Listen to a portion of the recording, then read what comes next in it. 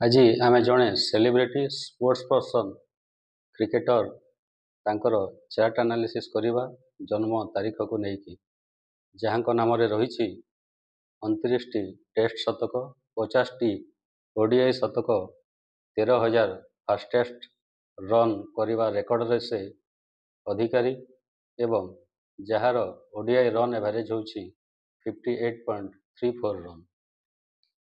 ତାଙ୍କୁ ସମସ୍ତେ ଜାଣିଛନ୍ତି।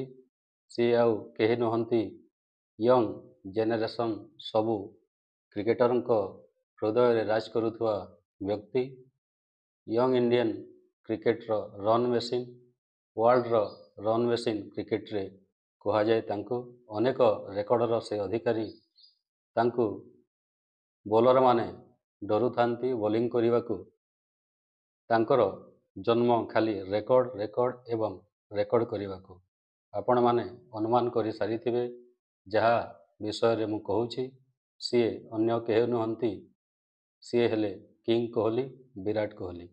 ଯିବା ତାଙ୍କର ଜନ୍ମ ତାରିଖକୁ ନେଇ ଆନାଲିସିସ୍ ଭିତରକୁ। ୱିକିପିଡ଼ିଆ ଡାଟା ଅନୁସାରେ ବିରାଟ କୋହଲିଙ୍କ ଜନ୍ମ 5 ନଭେମ୍ବର 1988 ନ୍ୟୁଦିଲ୍ଲୀଠାରେ।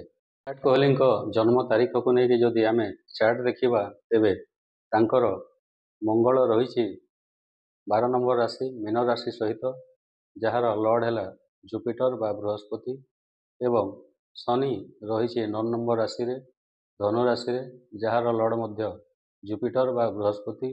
ଏଠି ଟୁ ସାଇନ୍ ଥିଓରି କାମ କରେ, ଅର୍ଥାତ୍ ଉଭୟ ଶନି ମଙ୍ଗଳ ବୃହସ୍ପତି ସହିତ ମିଶିକି ଅଛନ୍ତି। BNN ଏଷ୍ଟ୍ରୋଲୋଜି ଅନୁସାରେ ଯଦି ବିରାଟ କୋହଲିଙ୍କ ଚାର୍ଟ ଦେଖିବା, ତେବେ 1-5-9 ଟ୍ରାଇନ୍ରେ ରହିଛନ୍ତି ଶନି ସହିତ କେତୁ। ଶନି ଆଗାଡ଼େ ରହିଛନ୍ତି କେତୁ, ତେଣୁକରି ସେ ପ୍ରଫେସନକୁ ନେଇଛନ୍ତି କ୍ରିକେଟ ହିସାବରେ। ବିରାଟ କୋହଲିଙ୍କ ଚାର୍ଟରେ ଆମେ ଯଦି ଦେଖିବା, ଶନି କମ୍ ଡିଗ୍ରୀରେ ରହିକି ଶନି ପରେ ମଙ୍ଗଳ ଏବଂ କେତୁର ଯେଉଁ ଡିଗ୍ରୀ ପୋଜିସନ୍ ରହିଛି ତାହା ଆଗାଡ଼େ ରହିଛି, ଯେଉଁଥିପାଇଁ ତାଙ୍କୁ ପ୍ରଫେସନ୍ ଦେଇଛି ପସନ୍ଦ କରିବାରେ ବା ବାଛିବାରେ କ୍ରିକେଟକୁ। ବର୍ତ୍ତମାନ ଜାଣିବା କେମିତି ରହିଛି ବିରାଟ କୋହଲିଙ୍କ ସମୟ। ବିରାଟ କୋହଲିଙ୍କ ଯଦି ଚାର୍ଟ ଦେଖାଯାଏ, ତେବେ ଟରସରେ ରହିଛି ଜୁପିଟର ବା ବୃହସ୍ପତି ଏବଂ ବୃହସ୍ପତି ଚଳନ ଚାଲିଛି ଟରସ ଉପରେ। 1-3-2024ରୁ 2000 ମେ 25 ଯାଏ ଏହା ରହିବ, ଅର୍ଥାତ୍ ଜୁପିଟର ଉପରେ ଜୁପିଟରର ଟ୍ରାନଜିଟ୍ ବ୍ୟକ୍ତିଙ୍କୁ ସୌଭାଗ୍ୟ ଆଣିଦେଇଥାଏ, ଅର୍ଥାତ୍ ଲକ୍ ଖୋଲି ଦେଇଥାଏ। 30 ଜୁନ୍ 2024ରୁ 14 ନଭେମ୍ବର 2024 ଯାଏ ଶନି ରିଟ୍ରୋଗ୍ରେଡ୍ କରିକି 10ମ ରାଶିରେ ରହିଛନ୍ତି, ଅର୍ଥାତ୍ 2-6-10 ଟ୍ରାଇନ୍ ଏଠି ଆକ୍ଟିଭେଟ୍ ହେଇଛି। ତାଙ୍କର ସମୟ ନଭେମ୍ବର ଯାଏ ଭଲ ରହିବ ଏବଂ ପରବର୍ତ୍ତୀ ସମୟ ଜାଣିବା କେମିତି ଅଛି।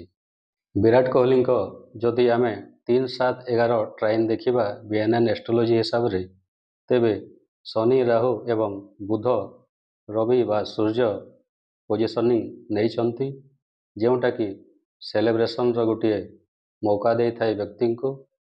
ଆମେ ଯଦି ଫାଇନାଲ ମ୍ୟାଚ୍ ଦେଖିବା, ବିରାଟ କୋହଲି 76 ରନ୍ କରିଥିଲେ, କିନ୍ତୁ ଶନି ରାହୁ ଯୋଗୁଁ ତାହା ଏତେ ସହଜ ନଥିଲା। ରାହୁ ଥିବାରୁ ଶନି ସହିତ ସେ ବହୁତ ପରିଶ୍ରମ କରିକି ରନ୍ କରିଥିଲେ। ମଝିରେ କନଫ୍ୟୁଜନ୍ ମଧ୍ୟ ଦେଇଥିଲା, ସେ ସ୍ଲୋ ଖେଳିବେ ନା ସ୍ପିଡ୍ ଖେଳିବେ।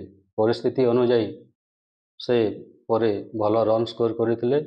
76 ରନ୍ର ଏବଂ ଇଣ୍ଡିଆ ହିଷ୍ଟ୍ରି ରଚିଥିଲା, ସେଲେବ୍ରେସନ୍ ହେଇଥିଲା, ଯାହା ୱାର୍ଲଡ ଚମ୍ପିଅନ୍ ହେଇଥିଲା T20 ୱାର୍ଲଡ କପ୍ରେ। ଆପଣମାନଙ୍କ ସମସ୍ତଙ୍କ ନଜରରେ ରହିଥିବ ତାହା। ୱାର୍ଲଡ ଦେଖିଛି ବିରାଟ କୋହଲିଙ୍କ ସଂଘର୍ଷର 76 ରନ୍। 2024 ନଭେମ୍ବର ଯାଏଁ ଠିକ୍ଠାକ୍ ସମୟ ଅଛି ବିରାଟ କୋହଲିଙ୍କ ପାଇଁ। 2025ରେ ଶନି ଫ୍ରଣ୍ଟରେ ଜୁପିଟର ଥିବାରୁ ସିଏ କ୍ରିକେଟ ଖେଳ ଜାରି ରଖିପାରନ୍ତି। 2026 ବେଳକୁ ମାର୍ସ ବା ମଙ୍ଗଳ ଜୁପିଟର ସାଙ୍ଗରେ ମିଶିଥିବାରୁ କ୍ରିକେଟ ଖେଳ ଜାରି ରଖିବେ, ଠିକ୍ଠାକ୍ ଚାଲିବ। ଛୋଟ ମୋଟ ଇଞ୍ଜୁରି ହେଇପାରେ। 2027 ବେଳକୁ ଯେତେବେଳେ କେତୁ ଆକ୍ଟିଭେଟ୍ ହୋଇଥିବେ ଆମର 5ମ ସ୍ଥାନରେ, ସେହି ସମୟରେ ସେ ସନ୍ନ୍ୟାସ ନେଇପାରନ୍ତି। ଏହା ସୂଚନା ଦେଉଛି ବିଏନ୍ଏନ୍ ଏଷ୍ଟ୍ରୋଲୋଜି ଚାର୍ଟ ହିସାବରେ।